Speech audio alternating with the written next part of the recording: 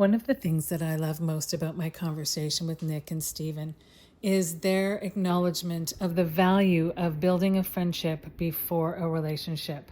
They met in 2011 and built that friendship until 2013 when they realized that there was something more there and they wanted to explore it. In 2019, they decided to get married, not because either one of them was necessarily super excited about getting married, but they wanted to be in that legal committed relationship when they started their family. And 2019 is when they started investigating what options were out there. Their daughter Brielle arrived 3 years ago, and Nick and Stephen remain the best of friends. This beautiful family of 3 is complete, and their story is truly beautiful.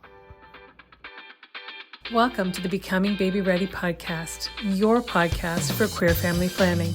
My name is Sam, and throughout this podcast, you'll hear me have conversations with professionals who work alongside people who want to start and grow their families, as well as parents of intentionally created families. Everyone I speak to identifies as being part of the 2S LGBTQIA+ community. This is your opportunity to learn answers to questions you didn't even know you had. Welcome, everyone. Happy Pride. Today, I am really excited to be sitting here talking to Nick and Stephen. Welcome to the two of you. Would you please tell everyone who you are and about the members of your family? Hi, thank you. Yeah, my name is Nick, and it's my husband, Stephen, here joining me today. And we have our 3-year-old daughter, Brielle.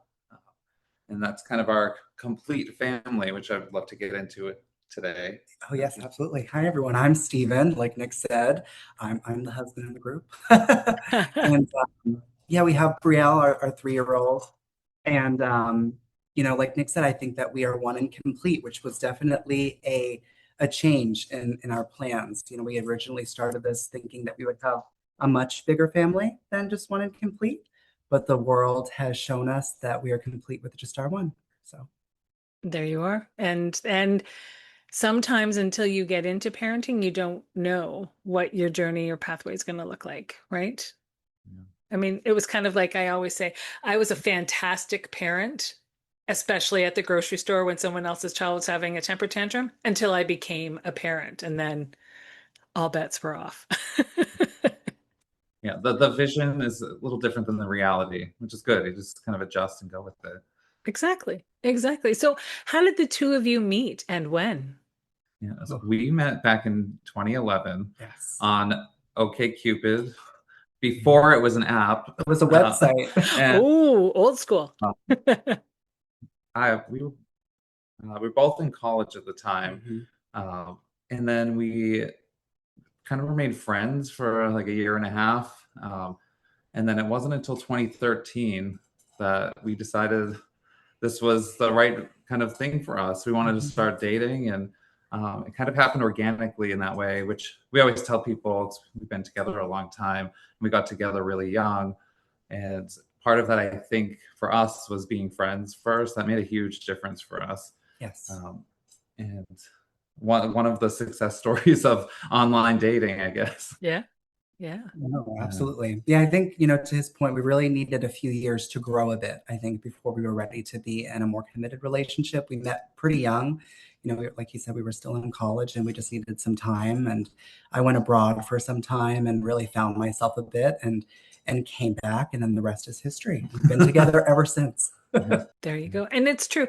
I mean, I met my wife when she was pregnant with my stepdaughter, but we didn't start dating until my stepdaughter was about 3.5 or something like that. But over that time, you're right, the friendship built, and that's really the foundation of our relationship, as I can imagine it is for the two of you too.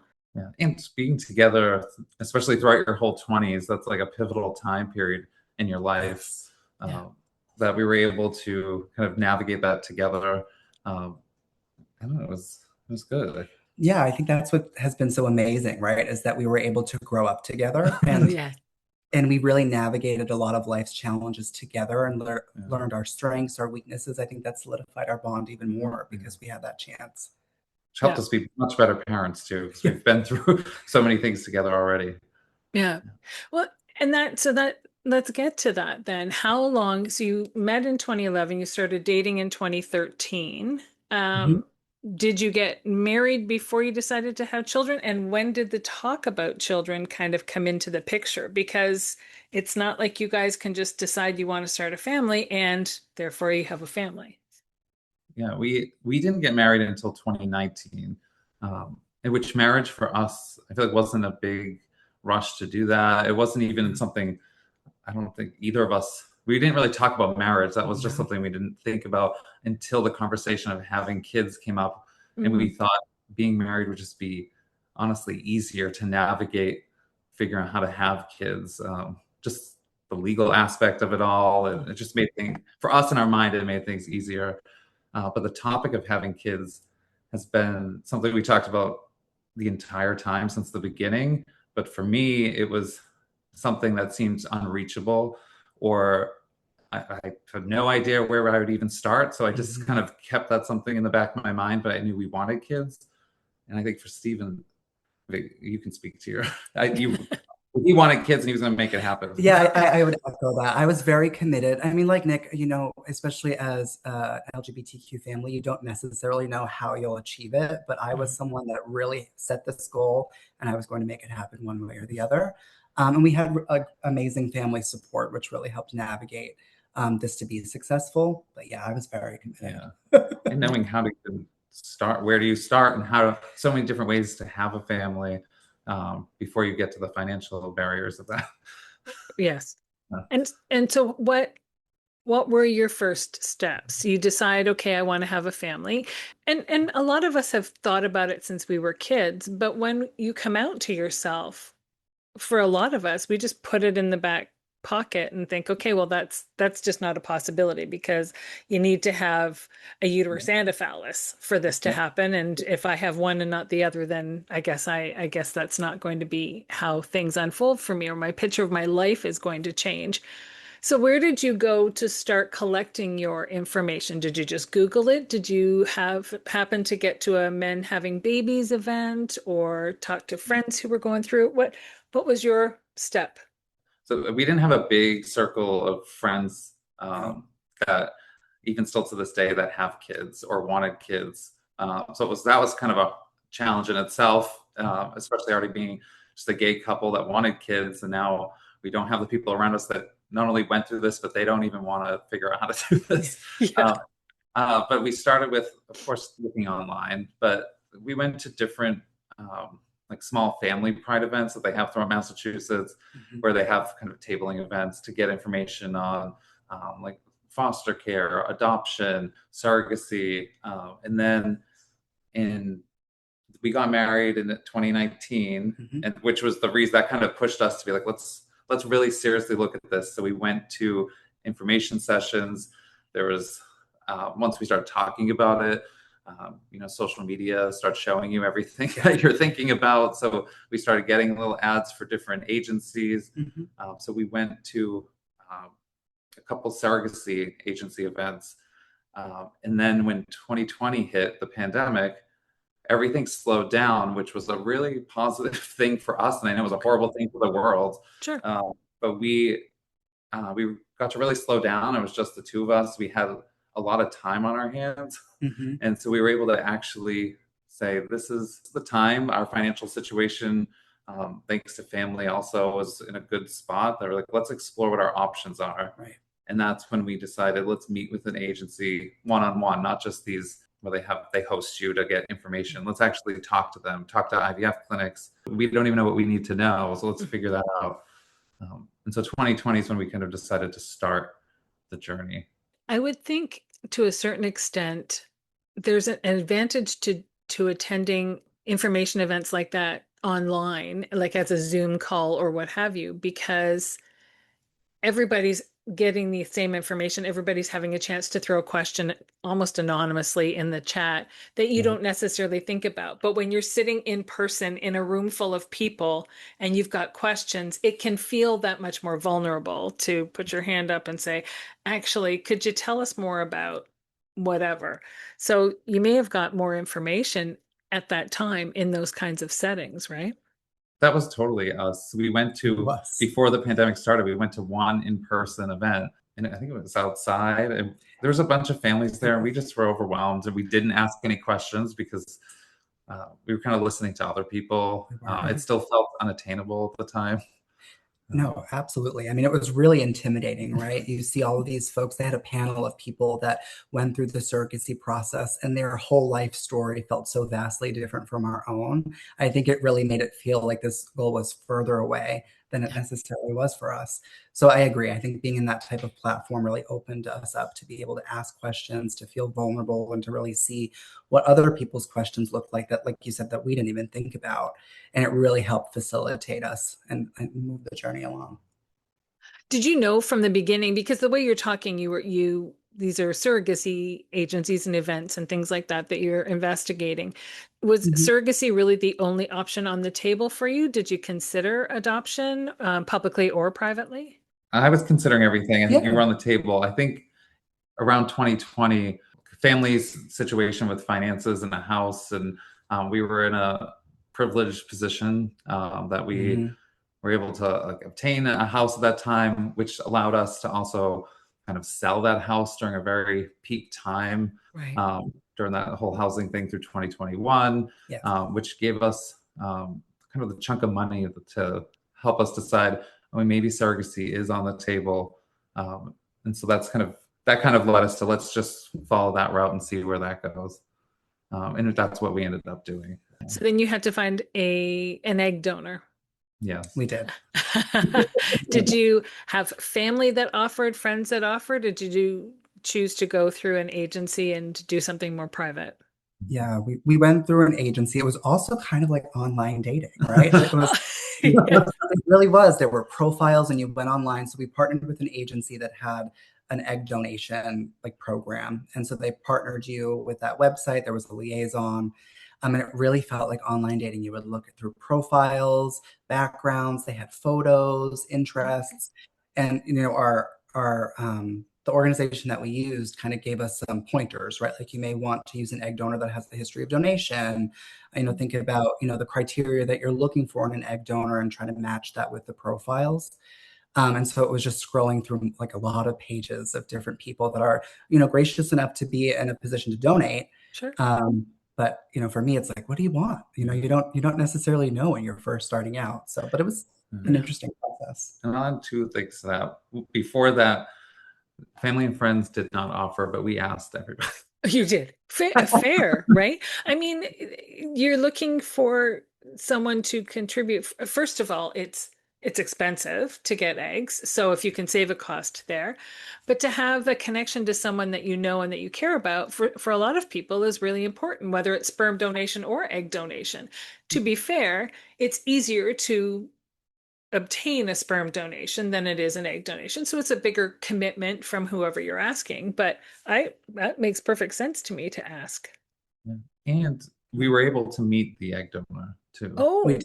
Yes. Yes, so that was that made a big difference. And when we were able to meet her, we're like she's the one. Definitely. Yeah. And I can't imagine doing this without not being able to meet or just know who she is as a person.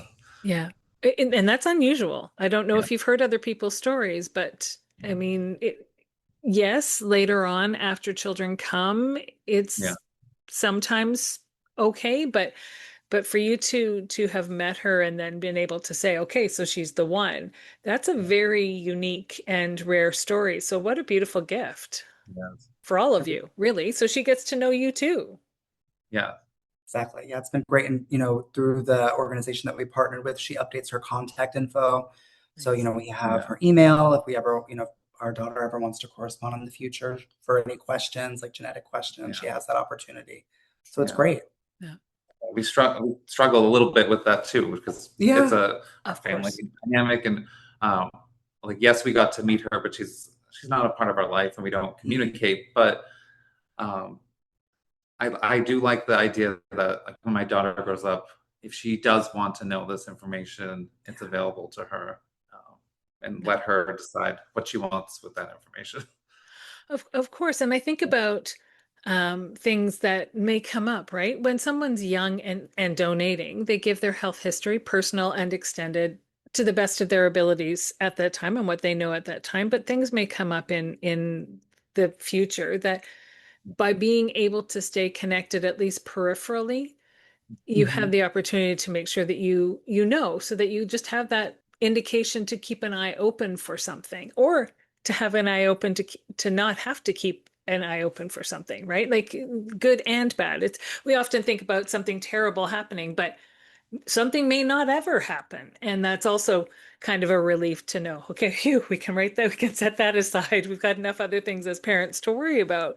So we'll Mhm. worry about that instead. It is, but you're right, it is kind of a catchy emotional situation personally, right? Because she's not a parental figure. She's not in your daughter's life, but she donated genetic material to give you the child that you have. It does feel funny sometimes. Yeah. Yeah. And it's still like emotionally complicated, but Yeah. um, I kind of just feel like at least there's options for my daughter, at least. Right. But you're right. Also, when people are donating eggs, I mean, you're doing that usually at like the healthiest time in your life. Mhm. Uh, Mhm. just don't know how. Hopefully. Yeah. So you meet your egg donor, you find the perfect match, you move forward, you fertilize eggs. Did you split the eggs, or did you know that one, and it doesn't matter to me who is genetically connected to your child. It does, that's irrelevant to me. But did you want to share that opportunity or possibility, or did you just one of you want that more than the other? We shared them. Yeah. Good. Oh, Yeah, we shared them. We went, we don't, in terms of like who the genetic father is, we don't Yeah. share that yeah, with yeah. anybody That's anyway. irrelevant. But That's people do irrelevant. ask. They do. Yeah, all the People love time. to ask, but we'll let our daughter figure that out, and we'll do that with her if she wants help navigating It's that. her news to have and learned before anyone else anyway. Yeah. But when we went into this, outside of the finances, we weren't thinking about that part. We're like, Okay. we're going to have 2, 3 kids. We'll We have this did. big family. And that was, and it took many years to get to this point Yes. too. So our lives changed. And so we split the eggs and froze embryos Mhm. with both of our genetics um, and just started with one and from there. Absolutely. And did you end up with a comfortable number of day 5 embryos to be able to kind of put on ice for future children? Yeah, we Yeah. did. I mean, I mean, the donor was a previous donor, so she was known to like produce a lot of eggs. Mhm. And so that was one of the reasons too, right? Because it gave us an opportunity just in case, like to have, additional. Mhm. So yeah, we were really lucky. We had a lot of embryos. Yeah. Because we were able to meet, obviously, with the IVF clinic and the doctors who would explain some of the science behind it, and knowing that like when a woman donates eggs, that number of eggs she donates, only like half Yes. continue, and then once you fertilize them, maybe half from there continue, and Yeah. so the number can dwindle quickly once you get to the 5 day Hmm. blast, and so we thought about that. Yeah. And you have to. Yeah. Oh, You have to think about all of it, especially when finances are something that you're trying to keep in mind. We don't want to have to do this again in order to be able to create our family. So let's try to do this as a one and done type of a situation.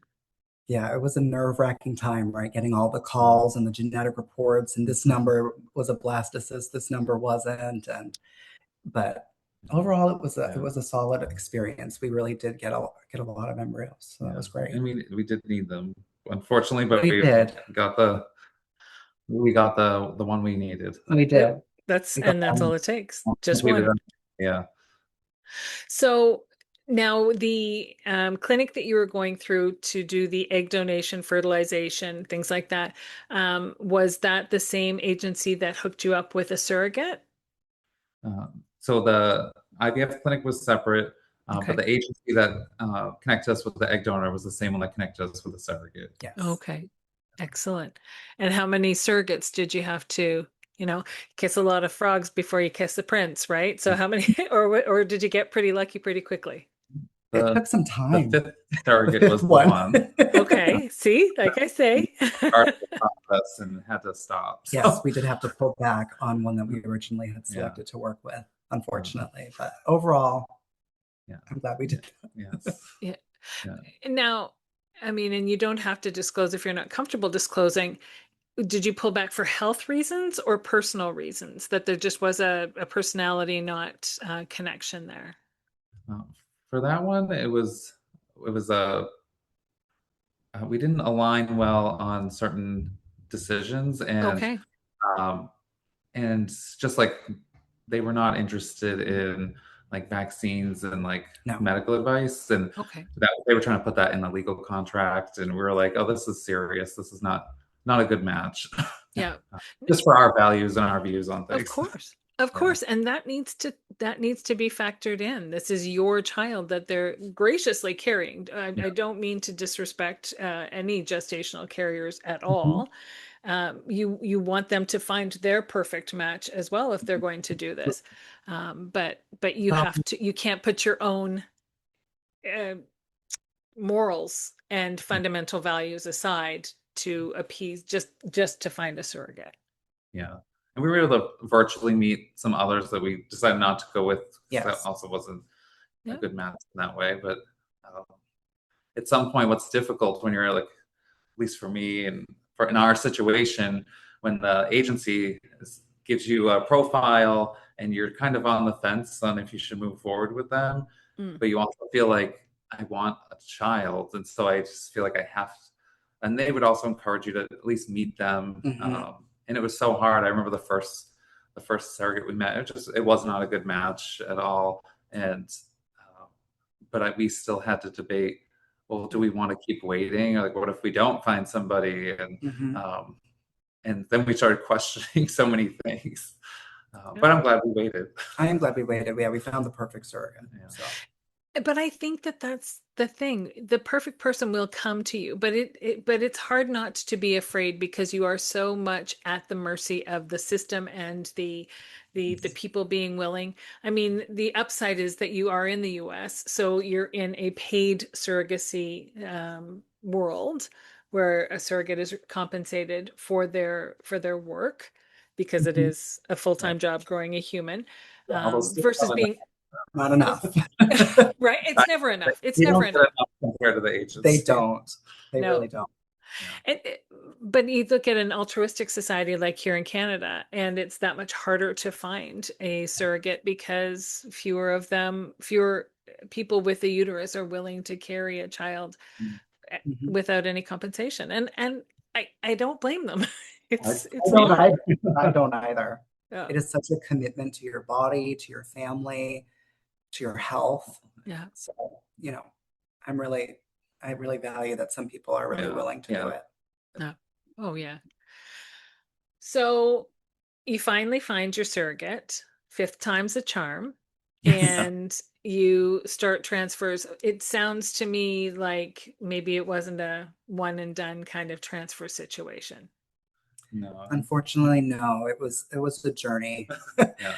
So we Braille was the third time. So I guess Braille's Yes. the third time is the charm for her. Okay, okay, But the first round we did, and it was just a chemical pregnancy. Like we got the initial number, but it didn't exponentially grow as expected, right. which was a bummer, right? Because I think you go into this thinking that you have all of the science behind you, right? Mhm. And people that don't have children through science end up successfully having kids. So it Yes. should, right? But no, not all the Yeah. time. And so then, we went to do another round, and we were actually in We Canada. were in Montreal We were when in Montreal. There you go. Vive le Québec. Um, and we were anxiously waiting, and unfortunately got news, yeah. in Montreal that it wasn't Yeah. successful either. Oh, What was Um, devastating about that one is we were just past 5 weeks, and it just felt so devastating to us, and yeah.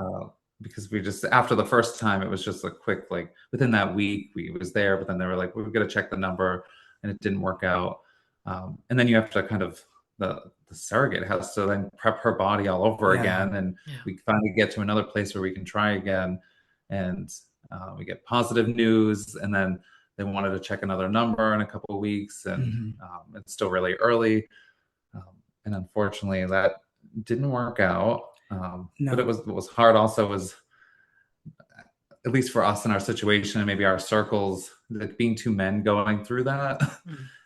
people had a hard time understanding that. It was like, um, because typically, I mean, women go through miscarriages Hmm. all the time. It's more common than Mhm.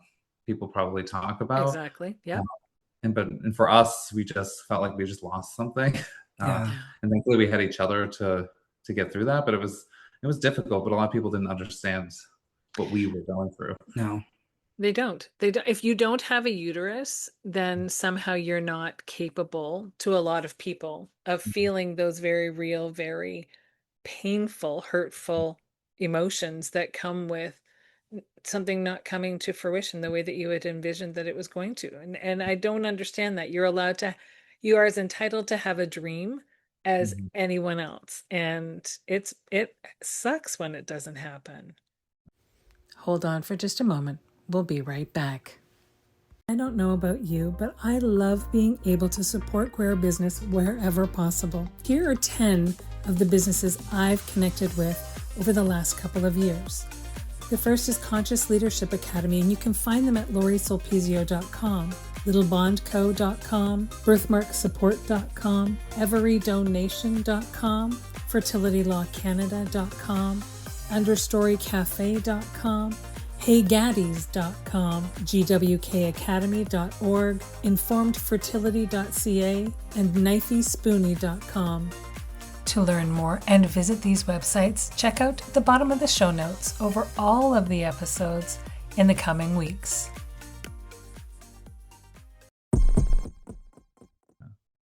It was hard. That was Yeah. definitely a difficult drive back home. Oh, I bet. I bet. Yeah. And Yeah. and so did you take a pause after that, or did you just keep moving forward, or did you just follow your surrogate's lead, let her decide? Yeah. Well, I mean, she had to take a pause anyway. They Yes. had to um, kind of let things kind of work out the way they needed to, and her body needs to get back to thing where she's at. I think she was obviously, her family, I think, struggled a little bit because this was taking longer than they thought too. Mhm. She had two kids and a very Mhm. smooth pregnancy. She was not used to this either, Right. and it was difficult. But we weren't going to give up. No. But then there's the emotional piece, but then the financial piece came back in because each time you try, you have to pay a chunk of Yes. money. Yeah. And then we're like, we're going in our third try, and we're like, what? And unfortunately for me, I didn't want to be so negative, and I'm like, what if this doesn't work again? And I felt like our dream was slowly, like the lights were dimming on that dream of having a kid this way, Yeah. and felt like we just spent all this money. Like, what are we gonna do? Yeah, and I think it felt more real too because even at that point, our IVF doctor at the time was really talking to us about alternate considerations and sort of really thinking about, what does a next step look like? And it wasn't necessarily the original vision that we may have had. Mm. Um, and so we decided to try one more time. But, the doctor bringing up those questions, I think, made it more real. And like Nick said, made the dream feel like it was starting to kind of dim a little bit.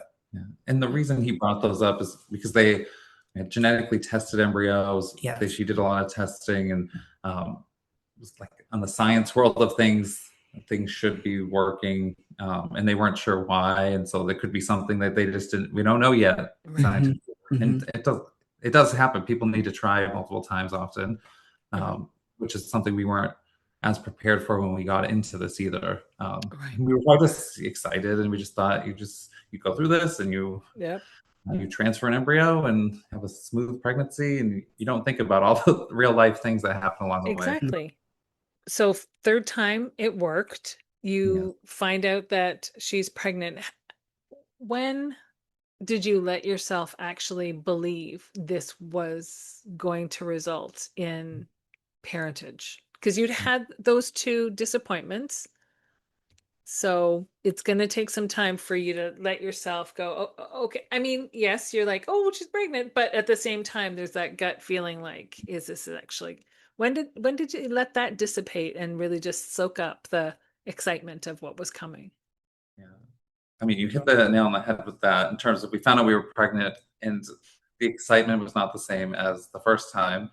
And then I remember it was like around 16 weeks that I feel like we were like, okay, this is gonna work. And we didn't tell people until then because we Yeah. were just so nervous that Yeah. something was gonna happen. And then about the halfway point when you have the anatomy scan, I feel like for me that's when I Yeah. felt like I could breathe and Yeah. try to enjoy the rest of the journey. And I don't know if that was, I know you were also nervous throughout. I was very nervous throughout the whole process. I would say after the anatomy scan, leaving that appointment, I remember breathing a sigh of relief and really starting to soak it all in. I mean, even going back when, the IVF liaison called us to give us I think it was the HCG number, Yeah. my heart sunk and I was so afraid to answer the call. But, right at the anatomy scan, I think is when it started to feel like, okay, maybe we might be getting to a point where this is going to be viable and our dream is going to actually happen. Yeah. It's really the first time you see a baby, right? Yeah, Because even if you've seen images from other sonograms, you're like, yeah, that looks less yeah, like a human than I thought it was going to. And so you get to right. So you get to the point where you get to see images and you get to that ultrasound, the anatomy scan, you're like, okay, face, nose, arms, legs, human. yeah, And so it makes it a little bit more real too, right? It yeah. did. It Yeah, was and I had amazing. a tidbit of information about the journey too. Is with the surrogate, the fifth one that we finally got, unlike the others, she was actually in our state, which That was my next that question. was something that was hard to figure out with other matches that we had. Thinking that's another financial cost of going somewhere else to even be there for the birth, and but thankfully she was here, so we were able to go to almost all the appointments, and she was Wow. open to that, and that's I mean, something we really appreciated from her too, because I mean, this was a journey for her as well to go through this, and she has a family, but letting us kind of be there, and we got to see a lot of things in person, which also felt it's a unique situation often, but I felt really privileged to be able to do that because I don't think we'd be able to afford to. After the point we got to, I don't think we could afford to fly out places and go to Yeah. all of these things. Yeah, it's why it was such a perfect match. It was really such a privilege that she was really so open to Yeah. like having us attend all of her medical appointments, right? Like this is some of her medical stuff too. And Yeah. she was really open door, which made me feel really good that we got to be there from the start. Now she's partnered and has children. Is that correct? Yes. Yes. And did you have a chance to spend any time with her partner or her children and make a connection there as well? We We did did. after some of the appointments. They brought the kids and we all went out to eat Oh, and got to Yes. nice. spend time that way. We look back now and in some ways feel horrible because we didn't have kids at the time and No, didn't Right. realize how difficult it was to coordinate all to that. have little children who are now at the time one of theirs was around our kids' age now. We're like, Okay. how did they manage going Yeah. through They this? were troopers Um, for sure. But it yeah. was so cute. Like the surrogate's oldest child would call our child the boys' baby, Yeah. Oh, and she would say, "Mommy's growing the boy's baby," and I it was love just that. so sweet. Yeah. But the other side of that is what a gift for those children to grow up witnessing the Mhm. kindness of humans, really Yeah. with strangers, right? I mean, that's what we want. We want our children to be kind people, good to strangers as well as to us, but and be good people. And so to model that, have an opportunity like that to model for your children just how you can be generous and kind in this world. I Mhm. feel like we might be missing some of that as a general Mhm. rule in society these days. So, what a gift. Yeah, absolutely. She really exemplified that. Yeah. Are you still connected with your surrogate? We're not over the last couple of years, it's slowly that relationship Yeah. has kind of dissipated. And Yep. uh, in the beginning, we were actually able to even get breast milk from her in the beginning, Mhm. which so once a week we just meet up to do that. So that kept some of the connection going after. Yep. It must also be hard too. Like they had their own life that they also, Sure. as I mentioned, the journey was longer than they expected as Yeah. well. Yeah. So I think they were also ready to get back to their life without Mhm. all Without the two of you and your baby? I mean, come on. I get it. I would be too at that point. But I mean, people come into our lives for different seasons in our life, right? And so she goes through the pregnancy, no issues. Did she go into labor on her own? Did she have to be induced? And were you able to be in the room when your daughter joined this planet Earthside? Yeah, so it was planned. So we knew the day for a long time she had a C-section. Okay. And so, there was some conversation. We weren't entirely sure if the hospital would allow us to be in the room, but they spoke to the anesthesiologist, the OB, and we were able to be there. That was because it was she was like born at that hospital. She was born the day a lot of the COVID rules got lifted. She was. So right up until that day, they weren't sure if you could have more than one person in the Right. room still, and thankfully that worked out. But we had a trial run the week before. They thought she was going to have to come a little earlier. Yes. They didn't when they did an ultrasound, and I mean, we didn't know any of this throughout, but they're saying she wasn't doing the practice breathing. We didn't even know what that meant. Right. And so they had to monitor her, and we all stayed at the hospital that night. And thankfully, we all went home and got to go back the following week for the scheduled C-section. But we had a little trial run. There you go. Yeah. It worked out. And then she came into your lives, and she's been just a bundle of fun and energy ever since. Yes. Yeah, it's been amazing. Yeah, she's everything I could have ever dreamed of. Absolutely. I remember the first cry seeing her, and I was just in awe. It was amazing that we finally got to that point. And now watching her grow over the last few years has been incredible. She's perfect. Yeah. It's going so fast, as everybody tells I know. people. Yeah. As you know, too. Yeah. Yeah. Oh, it absolutely does. I've got one getting married this summer, and I keep thinking, how is that possible? I just gave birth to you. Yeah. Well, congratulations to you. Well, thank you. Thank you. I'm a lot closer to grandmahood than I am to new baby for myself, but that's okay. It's apparently it's a lot of fun, so I'm looking forward to it.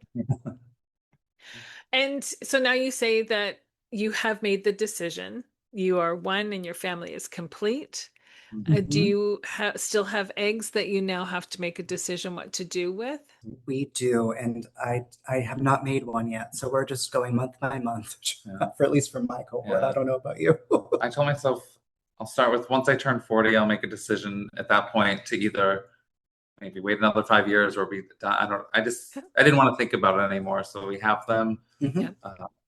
Over the last year, I feel like it's when we both kind of came to this. So like I said, I kept seeing something about people used to say one and done, but I saw something about one and complete, and I really liked that language. Yeah. That feels like our family. Yeah, it's a positive reframe. Yeah. It is a positive reframe. And sometimes our hearts just know that this is the space and capacity that we have. And so we're going to just pour that into the human that we get to be parents of. Yeah.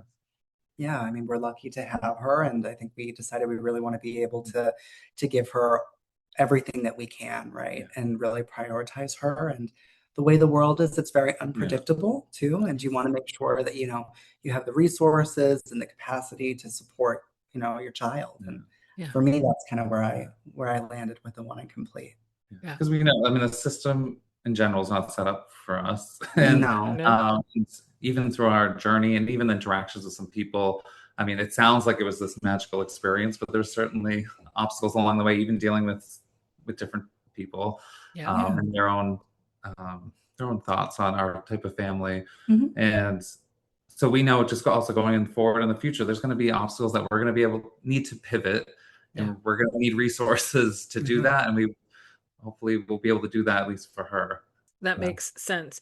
Is Massachusetts a state whereby you can do all of the legal paperwork essentially before baby's even born and do a birth order? Pre-birth order. A pre-birth order that then your lawyer just has to file with the courts once baby's born, so that then that part's done? Yeah, we were able to do that. Which that also was a reason for some of the other struggles that came with it too. I mean, so when our daughter was born, she was her own individual patient, and which then we had to navigate some of the insurance issues with that as well. Oh, of course. Because, which I'll share, I spent was able to stay home the first 3 months when she was born. Oh, amazing. On one hand, magical, and on the other hand, I'm a social worker, so I also spent that whole 3 months advocating for our family and talking with our senator's office because our insurance bills got denied when she was in the hospital. They did. And because they don't provide for our insurance routine newborn care without a mother, it's literally on the claim. It says that. And because she was her own patient, she doesn't have a mother. All those bills were denied, and I tried to fight it with the insurance. I tried to fight it with, I told you about my job, and so our insurance covers like nationally, and I tried to fight it with them. I had conversations with their lawyers. I got our senator's office in Massachusetts involved and filed complaints. So all the way up the chain. Unfortunately, didn't get anywhere because that's their rule. And even though they would acknowledge the injustice in that, but it doesn't come up enough to ever make them need to think about it. There's nobody in the room thinking, is there ever going to be a child without a mother? No. And so that really fired me up the first couple months, and it took a whole year to actually close that out, and we ended up losing that battle, and whatever. Okay. We just had to move on from it. And the hospital was great and gave us at least a room without charging us, and that was great. But still along the way, Yeah, there were obstacles. I mean, they weren't even in the hospital. I mean, the hospital was great and the staff were wonderful and gave us a room, but they weren't even authorized to give us a meal in the mother's ward because we weren't a mother that gave birth. And it was interesting. Like all of this sort of, the system is not set up for LGBTQ families. And I mean, I'll say I'm grateful to live in Massachusetts. I mean, Nick got 3 months off. I was able to get a separate 3 months off through our state and be with our daughter. So, I mean, there are some things that are great. And then there are some things that I think the system is really behind on and has not caught up. Because people are surprised. We live in Massachusetts. It's like one of the most liberal states in our country. And yes. And so people don't realize that there's still like laws and rules that are outdated or just haven't been updated to the right language. And it doesn't affect enough people that it hasn't made a change. And when we were handed our daughter for the first time in the like surgery room, where she just had a C-section, one of the nurses, they were all very nice. They were. I mean, she looked right at us and said, "Are they going to let you stay here? Because this is a mother's ward for mothers." And in my head, I'm thinking, I can see all these fathers there too that are staying with their babies and their wives or whatever the situation is. I don't know why that's the first thought you're having. Yeah. It's not like you were the only two men on the floor. Yeah. There was a lot of other ones there. It is, but I also wonder what would happen in the case of a birthing mom birthing her own child who didn't live for whatever reason, God forbid, through the birthing process. Now the child doesn't have a mother. What would happen with their hospital costs? That was I asked all those questions. I'm sure. And in the state of Massachusetts, and I think it's like that in most states, a mother is defined as the person that births the baby. So regardless of genetics or anything like that. And the father is whoever is married to that woman if she's married, again, regardless of genetics, under the law. So, which I was like going in my head, like, even if people have cheating scandals, but legally, under the law, any baby that is birthed by a woman, and then if she's married, her husband are legally the mother and father and the parents of that baby. So if in that situation that baby still had a mother who, if she died during childbirth or whatnot, and because we were able to get our parental rights, which was important, but I mean, she wasn't born with a mother. Families are very different, and it's 2026. It's like it's time to update a lot of this system, which right now is a challenge in itself. Oh, yes. It's not even going that direction. No, it's not. You just think, why make it more complicated than it needs to be? Like, use the term human or people or something or parent or guardian, or it just, change it. Provide routine newborn care, because that was their term, and that's it, period. Don't add the mother part in there. And unfortunately, I mean, because I work because of where I work, if our insurance was just under our state Mm. for Massachusetts, our insurance, it would have been covered. Yes. Be- because of our state laws. And uh, so it was just something, I don't know, we knew our agency told us there's always possibilities that because of our situation, it's not common enough Mhm. that it's being dealt with, even though we associate ourselves with so many people that we think it's very common, but it's not. Right. Uh, Fair. but that's also, so we know going into the future, there's going to be obstacles like that we can't foresee, that we want to be able to kind of be there to support our family system, Yeah. including if we ever needed to uproot and leave. You Yeah. never know. We And want options. that's been a very real concern about all members of our community in the US in the Mhm. last couple of years. I mean, I hear from people all the time still.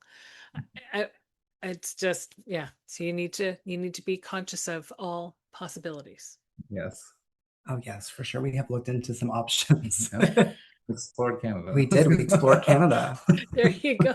Yeah, well, Burlington's not that far.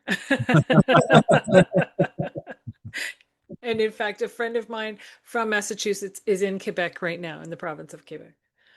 There you go. See, you're just flocking. Yes. It's a very popular place for us to go.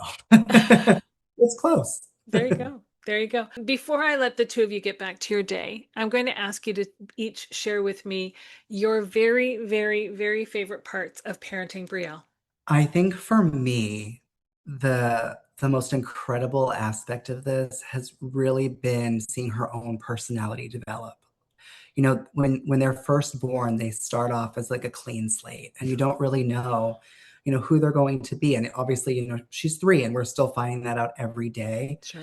But every day, I feel like it's so amazing to explore who she is and really start to peel that and peel those layers and really learn. Like, she's taught me so much about myself by seeing how she sees the world, because she sees the world with fresh eyes, and seeing the magic and sort of her interactions, even, playing outside in the grass. I think it really adds value to what life really means.